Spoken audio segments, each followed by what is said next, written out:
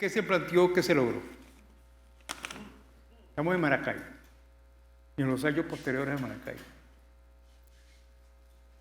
Nos van a hablar entonces en este orden Alejandro Cárceles, que es profesor del Centro de Gerencia y Liderazgo de IESA, Diana Vega, presidente ejecutiva del CESAR, y Manuel Yendo, presidente del Dividendo Voluntario para la Comunidad. En ese orden. 15 minutos. Si me gusta lo que dicen, le doy un poquito de tiempo. Si no, lo corto. La ventaja de tener poder. Claro, hay que hacerlo. Claro, hay que hacerlo. Entonces comencemos por Alejandro. Bueno, ante todo, de verdad, un honor estar acá. Bueno, y quienes me han precedido creo que me ponen un reto bien importante en cuanto a lo que iba a decir, porque han contado ya muchas cosas relevantes. Y bueno, y de verdad, desde un punto de vista de historiador empresarial, algo que quería decirles es que, bueno, posiblemente este año se cumplen los bicentenarios de dos eventos relevantes en la historia patria, ¿no? La batalla naval del lago de Maracaibo y la toma de Puerto Cabello, que fue el final de la lucha armada por la independencia del país. Y definitivamente, si ustedes se acercan a ese evento, ahí están las proclamas, ahí están, digamos, la relación de esos eventos. Sin embargo, con la gerencia, y muchos de ustedes que son gerentes y líderes empresariales y que están acá, o que nos escuchan, digamos, por las redes, todos los días pueden estar haciendo actividades muy relevantes. Sin embargo, al contrario del general Páez o del almirante Padilla, no dejan la relación escrita de esto.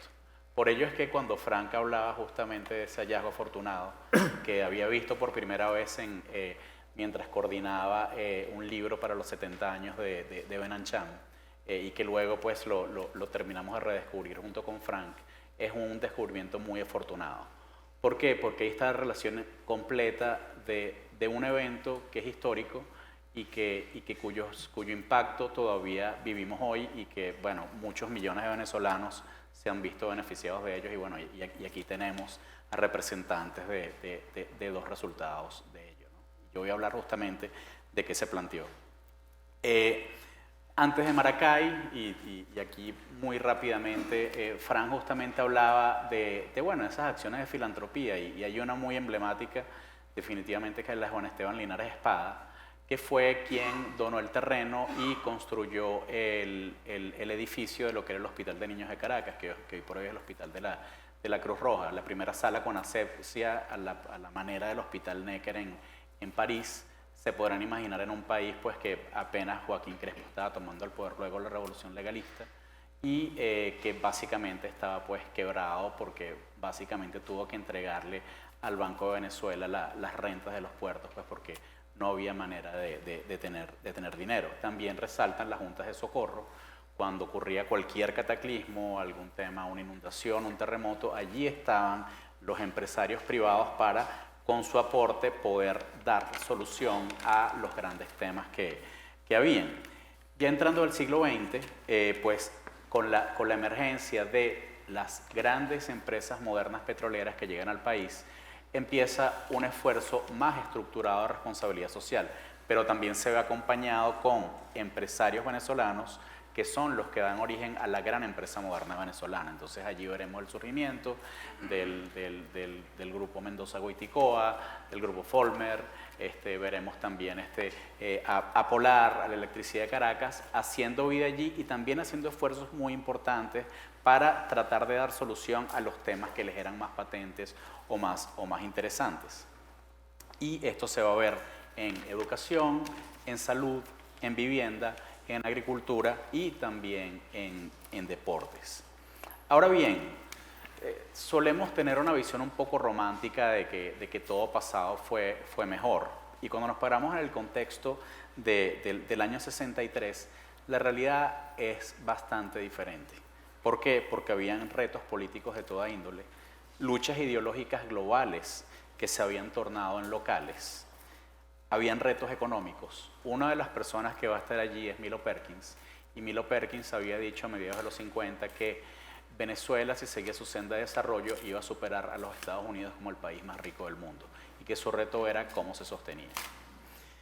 Sin embargo, la realidad fue un poco diferente y ya para ese momento empezaba a notarse eso. También había una nacionalización petrolera en cámara lenta. Básicamente las compañías estaban bajando sus inversiones. Y esto va a ser interesante, y voy a hablar un poco de esto porque de la cara de lo que es la siembra del petróleo, y en este evento se refleja. Hay retos sociales de todo tipo. ¿Por qué? Porque hay una modernidad comprada. Hay una modernidad, digamos, con toda una cantidad de luces rutilantes del Boulevard de Sabana Grande, o las grandes avenidas que se están construyendo, o los grandes edificios que se están haciendo, o los vehículos último modelo.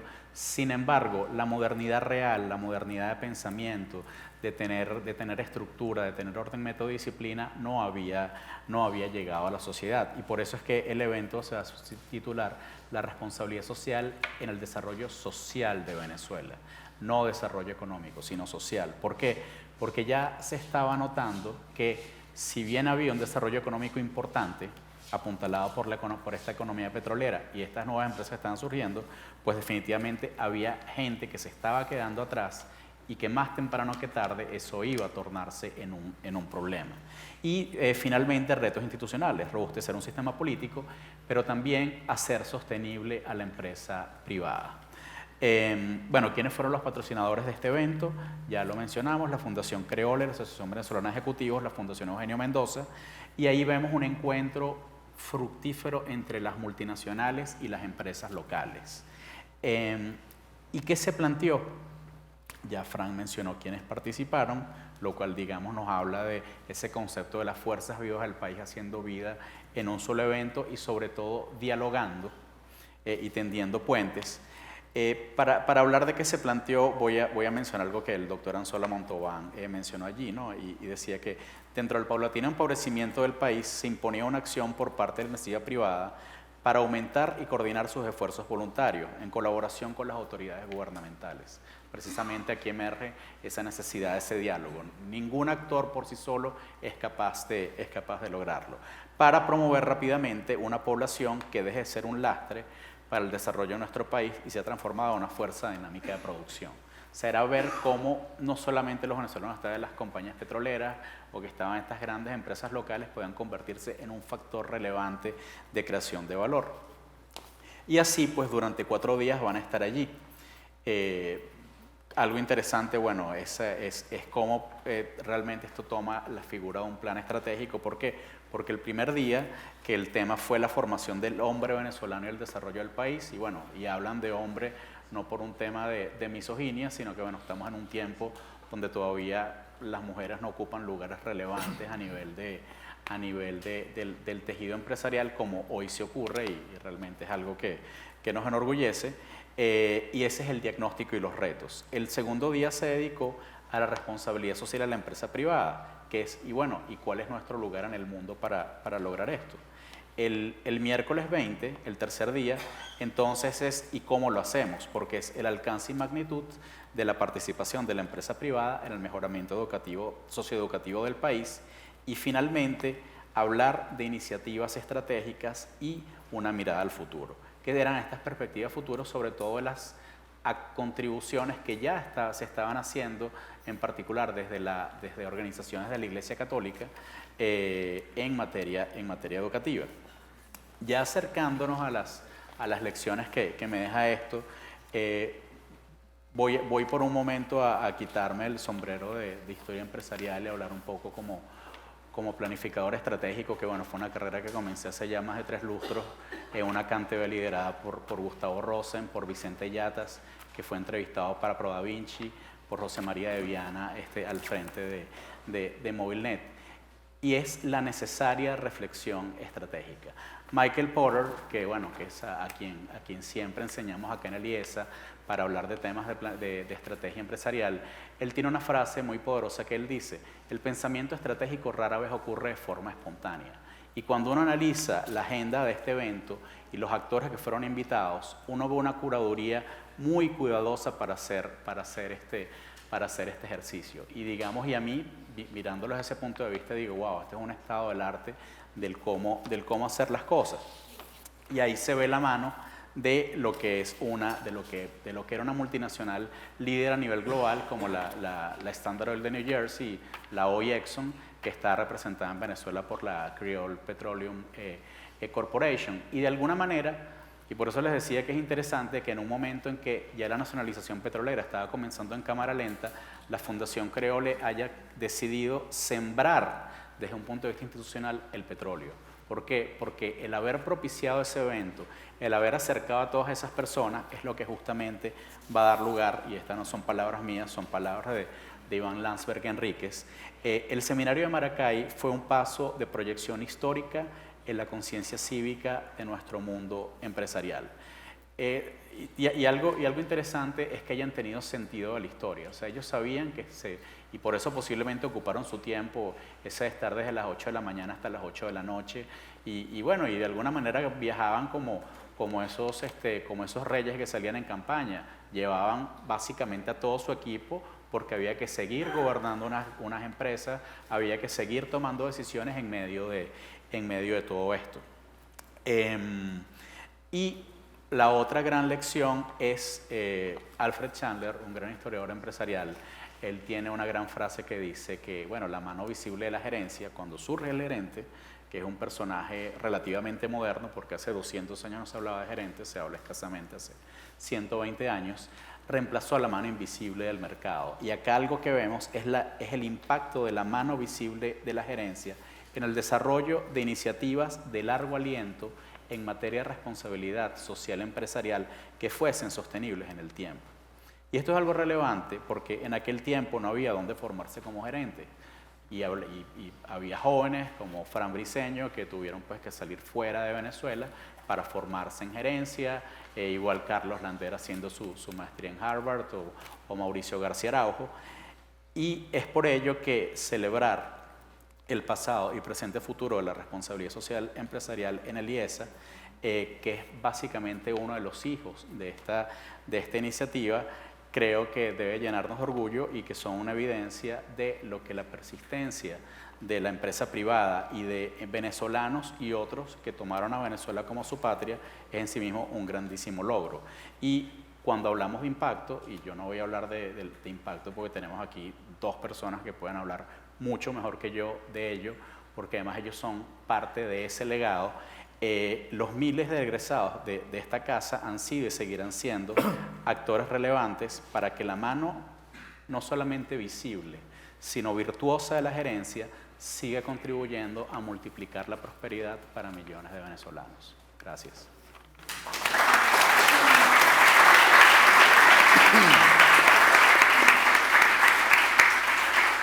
Muchas gracias. Muchas gracias, Alejandro. ¿Se oye? ¿Sí? Bueno, me presento, soy Diana Vegas Castro, hija de Casimiro Vegas, un legendario empresario inmobiliario que en los años 60, 70 y 80 fue pionero junto con otros en lo que se llamaba en ese momento la construcción de viviendas de interés social, que era muy importante que fueran accesibles y de calidad. Ese es en parte de mi referente histórico que me parece importante contárselos.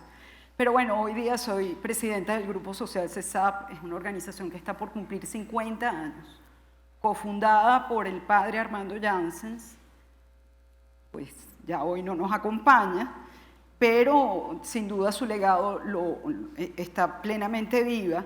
Hoy día el Grupo Social CESAP es una red de organizaciones, de 19 organizaciones que tenemos cobertura nacional.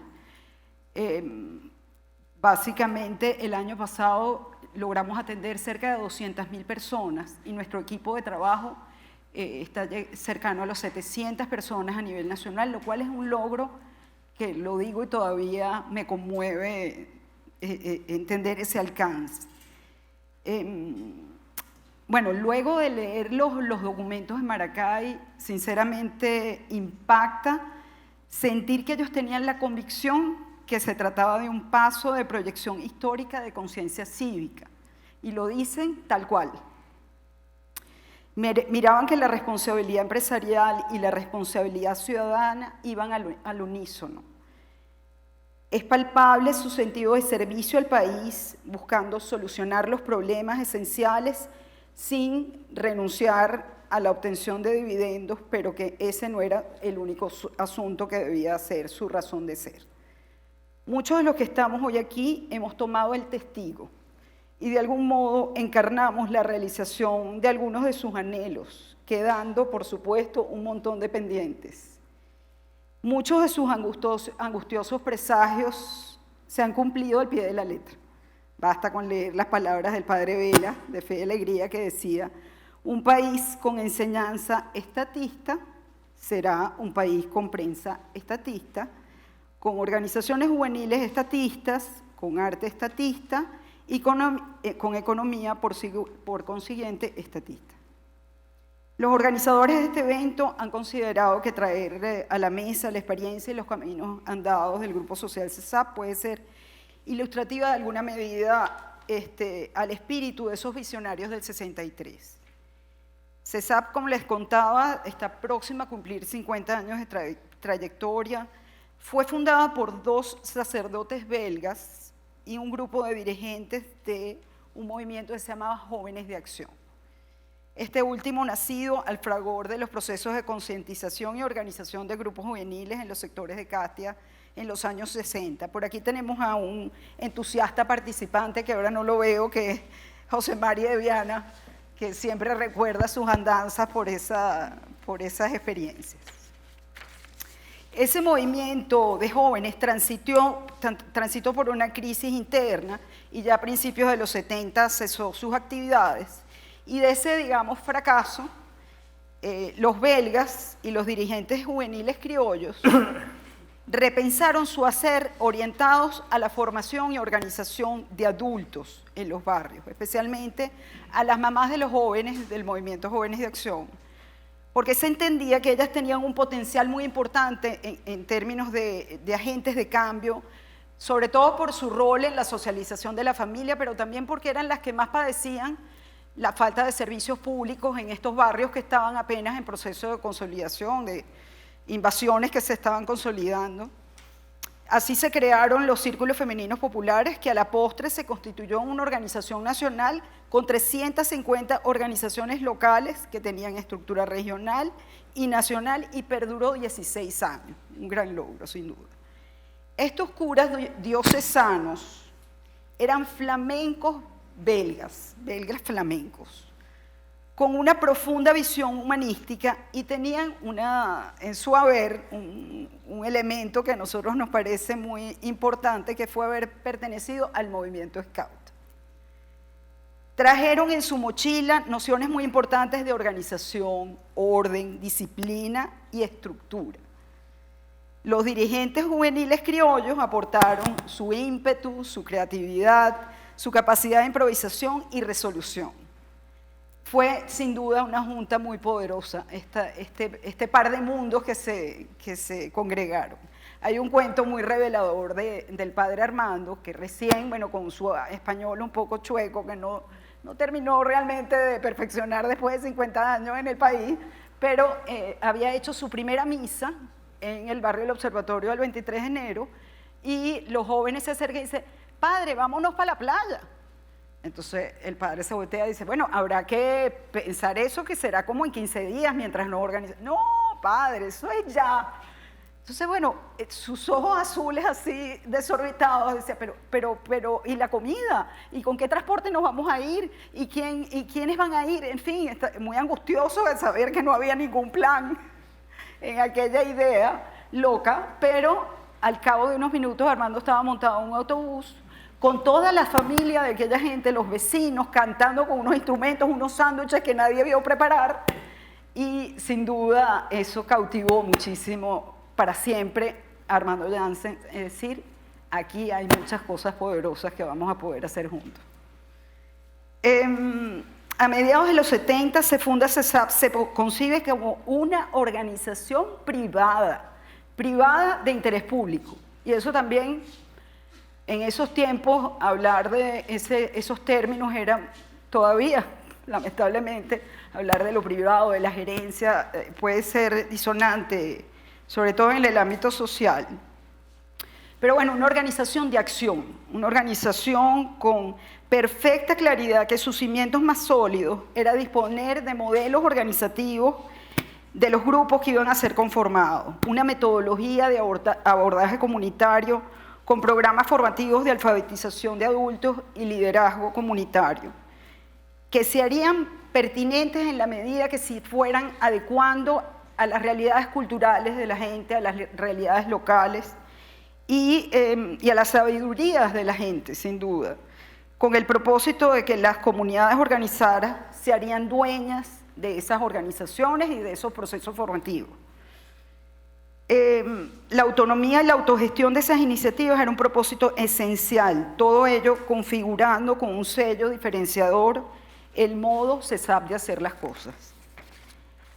Estos procesos se encaminaban siempre hacia el empoderamiento personal y ciudadano y al fortalecimiento del tejido social local. Muy pronto comenzamos a apostar también por el fortalecimiento del tejido productivo, promoviendo microempresas con asistencia técnica personalizada, formación gerencial y financiera y apoyo crediticio, porque sin plata la cosa pues tampoco funciona, y digamos bajo un lema de la importancia de 100% social, 100% productivo. Desde siempre CESAP entendió que si queríamos crecer e impactar una realidad compleja y diversa, debíamos estandarizar procesos, un elemento tan importante para la gerencia, hacer levantamiento de las necesidades periódicamente, hacer lectura del entorno, planificar y programar, medir los resultados y los impactos. En todo rigor se ha tratado de una gerencia social concebida y diseñada a la medida. Nuestro papel ha sido de catalizadores del cambio social. De cara a las comunidades somos animadores, acompañadores, mentores, parteros de sus sueños también. El protagonismo de la gente es lo más importante y muchas veces a la gente en la comunidad le suena como extraño qué es lo que pedimos a cambio, cómo que no le pedimos que voten por nosotros, cómo no le pedimos algo a cambio, porque digamos el tema del populismo y las relaciones transaccionales nos anteceden y son muy complicadas, pero ciertamente en ese aprendizaje, en esa interacción hay un aprendizaje permanente en doble sentido. Todo ello en el marco de la promoción de valores, el valor de la justicia, el valor de la equidad, no de la igualdad, de la equidad, de la honestidad, la solidaridad, la libertad. Ya nadie habla de eso, pero mira qué importante y donde estamos aquí sentados, que recordemos de hablar de la libertad, la autonomía, la responsabilidad individual y colectiva. Muchas veces nuestras organizaciones hacen énfasis enormes en la responsabilidad colectiva y la individual se diluye. Y para nosotros tiene mucho sentido el fomento del sentido de la corresponsabilidad, es decir, ¿dónde estás tú que estás recibiendo algo? ¿Cuál es tu manera de retribuir esa recepción de lo que sea que estás recibiendo, educación, dinero o asistencia? Todo ello, también se ha esmerado en tener un diseño organizacional propio. Cuando cumplimos 20 años hicimos un proceso de descentralización en el que cada una de las oficinas regionales de CESAP adquirieron personalidad jurídica propia. Y por eso, digamos, se creó esta, digamos, holding de organizaciones sociales. Sin embargo, a pesar de ese proceso de descentralización, igual compartimos lineamientos estratégicos comunes, valores, metodologías, manuales de normas y procedimientos. En definitiva, tenemos un patrimonio común de ese grupo, pero cada uno en realidad es cada uno y tiene sus propias autoridades, responde a las necesidades locales específicas. El trabajo siempre se ha hecho con otros, tejiendo alianzas, unas muy importantes con el sector privado. Fuimos cofundadores y socios del primer banco en Venezuela que atendía a los empresarios populares, que eran gente. En ese sentido, el padre Jansen fue su presidente por 8 años. No sé si en Venezuela ha habido otro padre banquero, pero capaz sí hubo otro padre banquero. Bueno, Muy bien, pero Janssen fue el mejor, sin duda.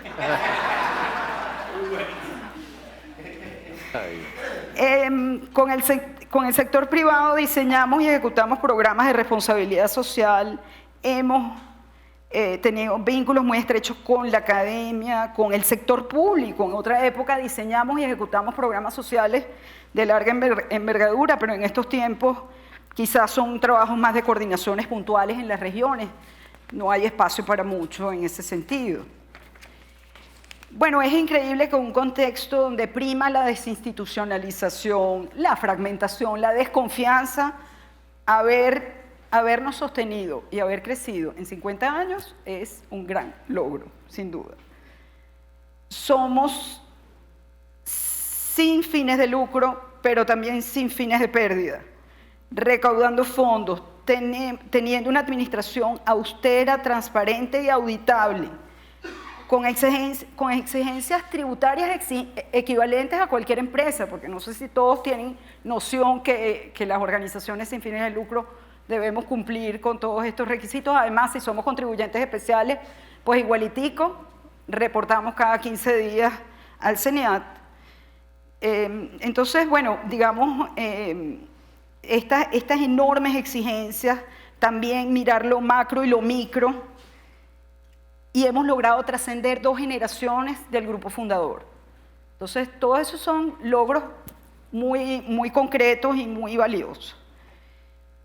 Nos estamos queriendo meter en las grandes ligas porque estamos pensando y ya estamos actuando para crear una universidad de innovación social, y le vamos a dar el nombre de Armando Janssen, que tanto se lo merece, porque todo este gran esfuerzo, no solamente nuestro, sino de muchísimas organizaciones sociales que han crecido en los últimos años, a lo mejor muchos realmente inspirados por estos visionarios del 63, pero otros que han nacido por otros caminos, hacen un trabajo súper valioso que no se convierte en conocimiento para más nadie, ni siquiera para las propias organizaciones, para poder hacer y llegar más lejos. Entonces, tenemos esta pretensión de crear esta universidad que sin duda va a darle mayor solvencia académica para promover una acción social con excelencia y poder aportar como palanca para el desarrollo.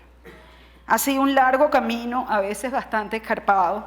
Les he contado nada más la parte luminosa, pero también hemos tenido nuestras caídas y nuestras dificultades. Ha sido todo un proceso de soñar con los ojos abiertos y con los pies en la tierra, actuando a diario. Eso sí, una máquina de acciones. Y eso también es importante.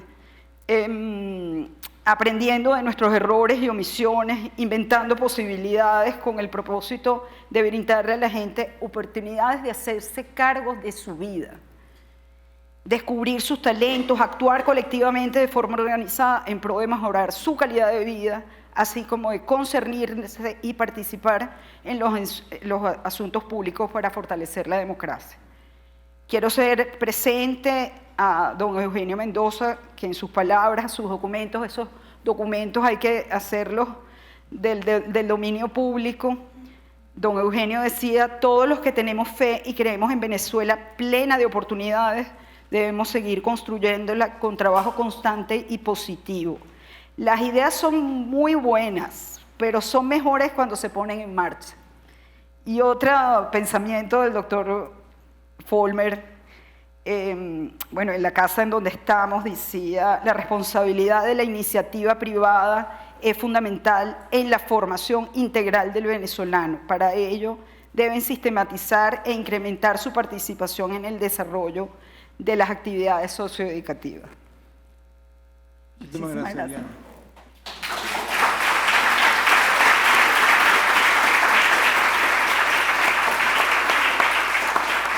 Pasemos ahora a Viviendo, presidente del Viviendo Voluntario para la Comunidad. Buenos días, ¿se escucha bien? ¿Sí? ¿No? ¿Ahora sí? Perfecto. Bueno, yo quisiera decir 2 cosas. Primero, agradecido a Aliesa, al doctor Briceño y a todo el equipo organizador por la invitación. Y lo otro es que, no sé, Alejandro, si eso tiene un basamento científico-social, pero a la gente que hace el bien por los demás se mantiene joven. Así es. Porque yo no voy a revelar esa infidencia aquí, pero Diana les puede contar cuántos años tiene trabajando en CESAP y a mí me pareció que eso era increíble. Hay un tipo de pacto ahí que la mantiene joven y resplandeciente. Y lo mismo con el doctor Briceño Fortic. Él estaba presente en esa reunión de hace 60 años y ustedes pueden ver cómo sigue con nosotros tan lúcido y activo. Miren, yo quisiera comenzar primero diciendo que es evidente que los tiempos han cambiado. Decía el doctor Briceño que resulta imposible pensar que un grupo de ejecutivos se reúna 4 días sin ningún tipo de conexión al exterior y se encierren a trabajar temas de impacto y políticas públicas. Y realmente es así. El mundo de hoy ya nos obliga prácticamente a estar conectados en el día a día. Y yo veía un poco la mesa y veía a Diana y a Alejandro revisando sus notas en papel impreso y yo veía las mías en el iPhone y dije, tengo un poco de vergüenza, ¿no? Pero la verdad es que la dinámica de la conectividad y la digitalización nos permite multiplicar los impactos, ¿sí?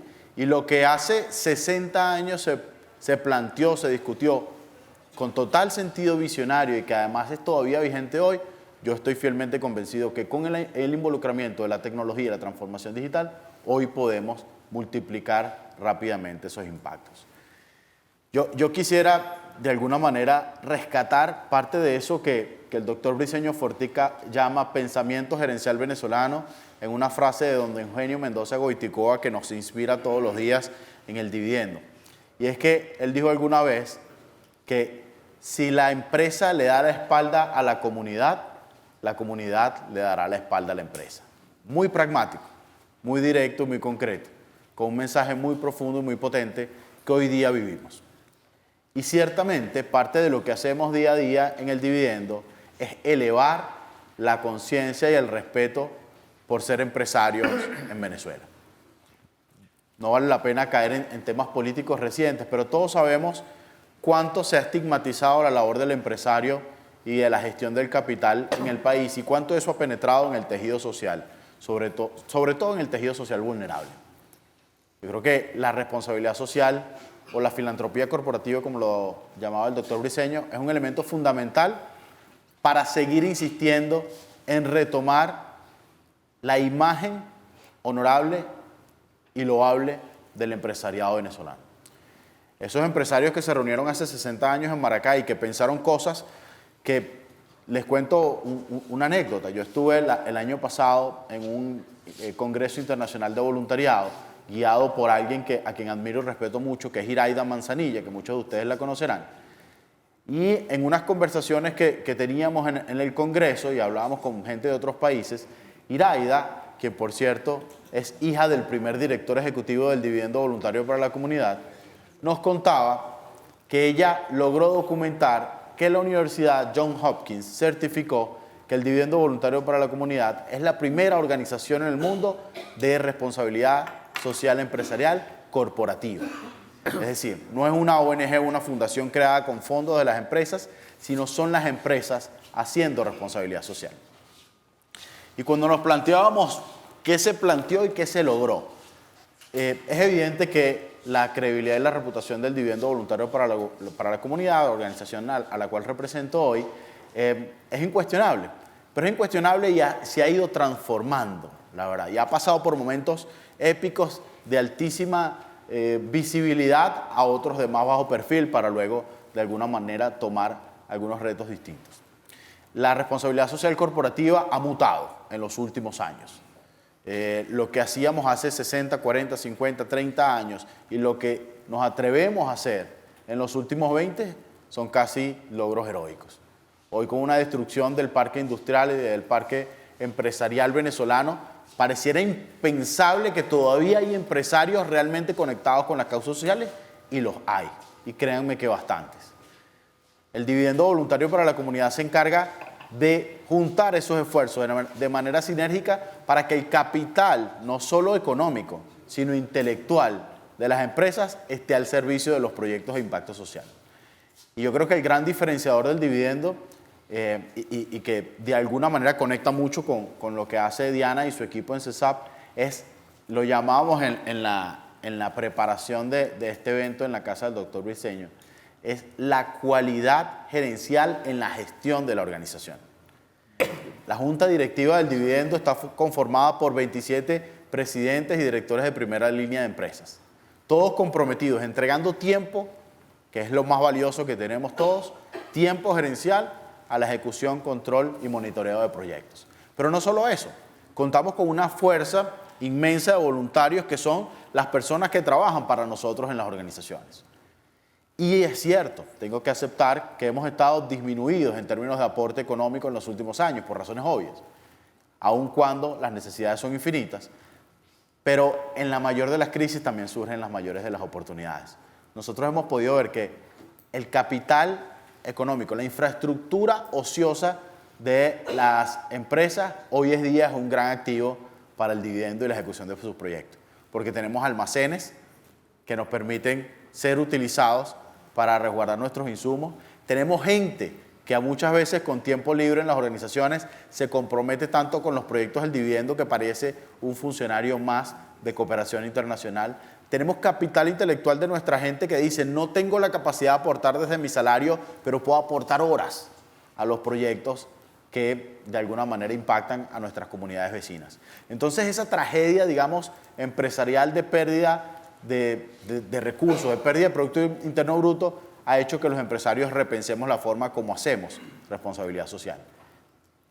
Que pensemos que hasta en la más fuerte de las carestías, nosotros tenemos la posibilidad de impactar significativamente, al menos a nuestro microsector.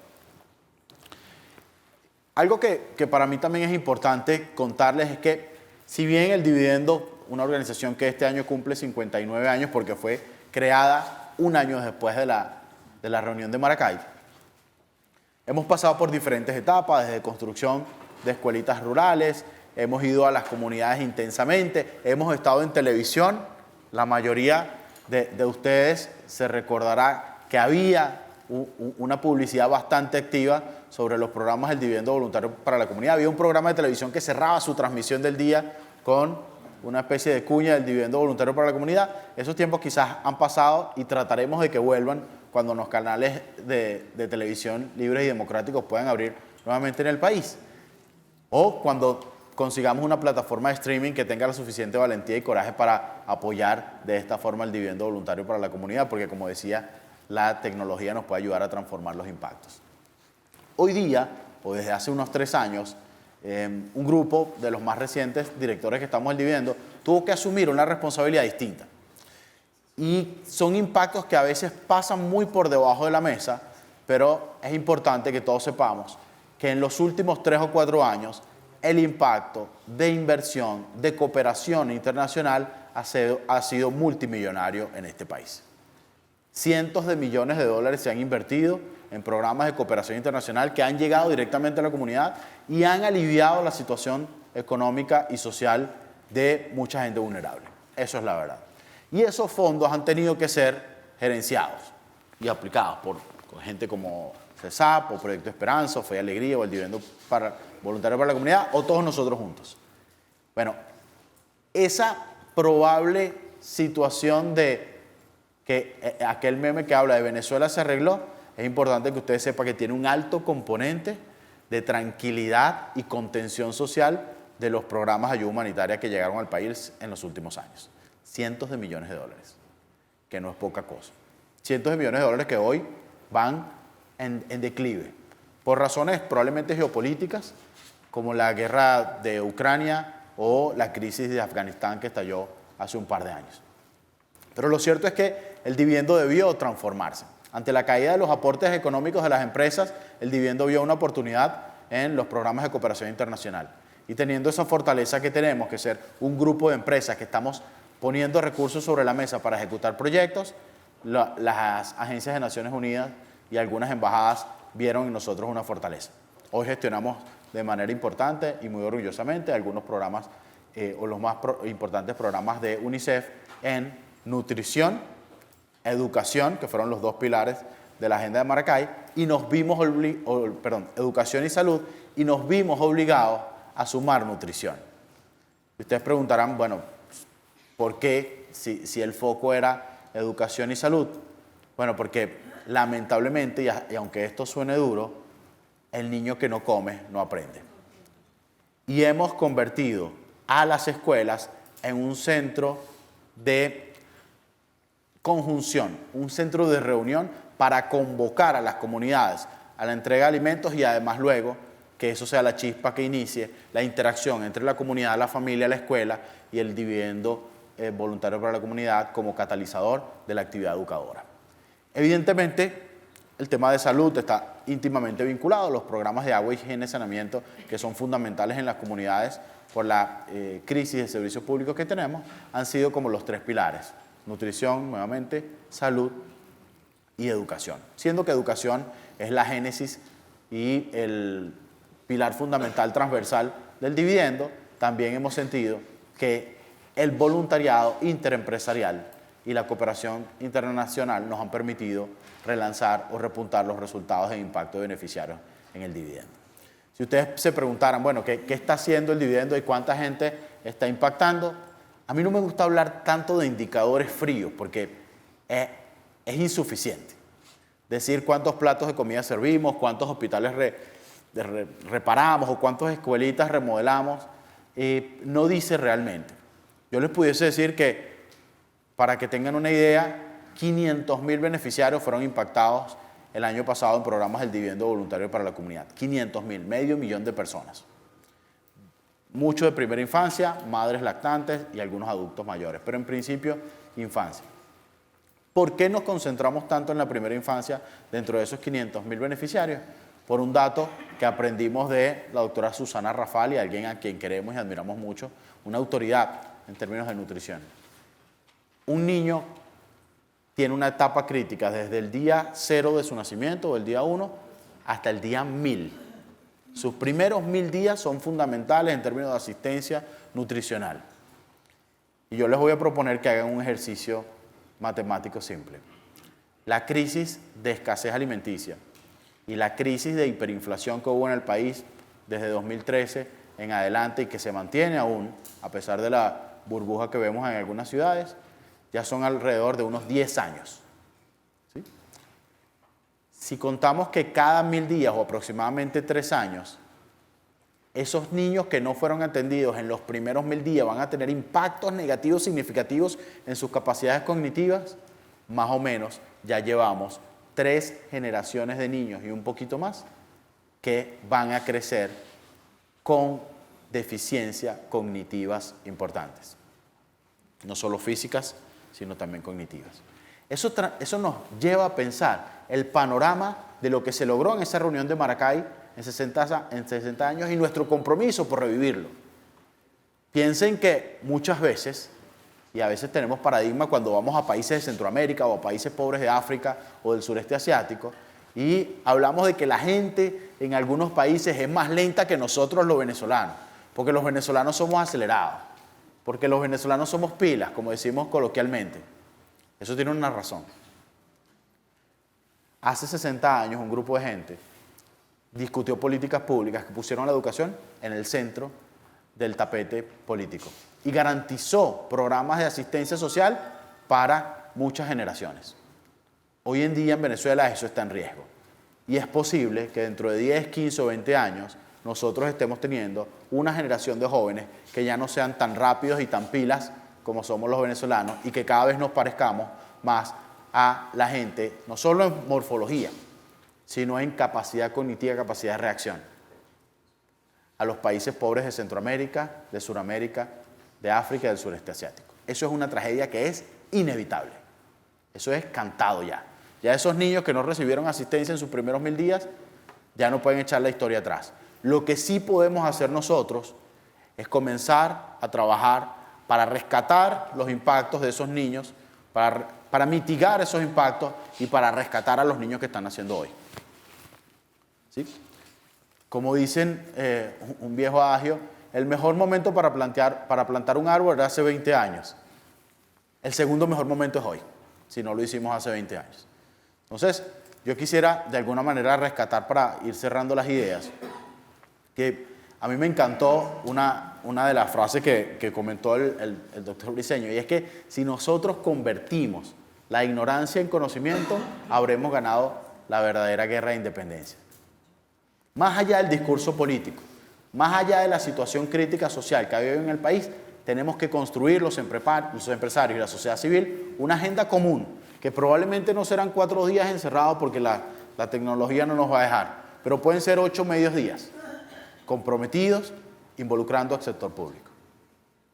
Y lo que estoy diciendo probablemente sea polémico y lleve a discusiones que seguramente en otras tertulias podemos tener, pero es inevitable convocar al sector público. Deben estar presentes. Los creadores de políticas públicas deben sentirse de alguna manera exhortados a cambiar la manera como estamos haciendo, porque es una responsabilidad, es una corresponsabilidad de todos. Y de alguna manera, para cerrar también con una frase del doctor Briceño, no estamos en el momento de repartir riquezas, y creo que este es el peor momento para repartir riquezas. Creo que estamos en el momento de crear y repartir oportunidades. Yo personalmente sentí que el dividendo transformó mi vida cuando yo llegué hace 5 o 6 años. Hoy soy el presidente desde hace casi 3, y siento que descubrí mi propósito personal de crear oportunidades de éxito para la mayor cantidad de personas. Y hoy, cuando el doctor Briceño nos exhorta a crear y multiplicar oportunidades, creo que es el momento de convocar voluntades, creo que es el momento de decirle al mundo que todavía los venezolanos tenemos mucho por entregar, que tenemos madera para seguir siendo los líderes empresariales, sociales y educativos de Latinoamérica. Muchas gracias.